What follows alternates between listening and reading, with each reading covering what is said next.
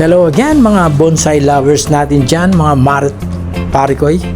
Andito tayo ngayon sa bonsai garden ng isang The Legend. So hindi muna natin babanggitin kung sino yung The Legend, pero pagdating ng araw i-reveal din natin kasi ayaw din niyang i-expose yung identity niya. Pero dati siyang pinakamagaling na magbobonsai dito sa isa sa pinakamagaling na nagbobonsai dito sa Pampanga, mga parikoy.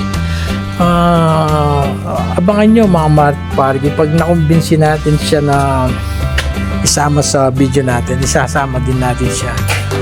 Pero so far sa ngayon mga parikoy, nag-iba siya ng line of business kumbaga. So ibang business yung inaatupag niya ngayon. So kaya ayaw mo niyang may expose. Kaya yung mga bonsai materials niya, kung mapapansin niyo, sobrang dami. Kaso hindi niya naasikaso, hindi pa niya na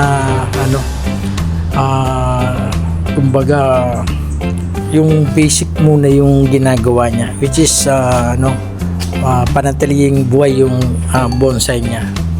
Hindi mo niya winawire, tinitrim.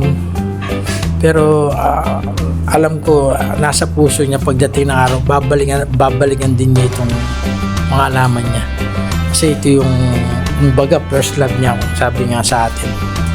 So mga parikoy, enjoy watching at huwag kalimutan i-like, share and subscribe yung channel natin. Maraming salamat. God bless all. Thank you.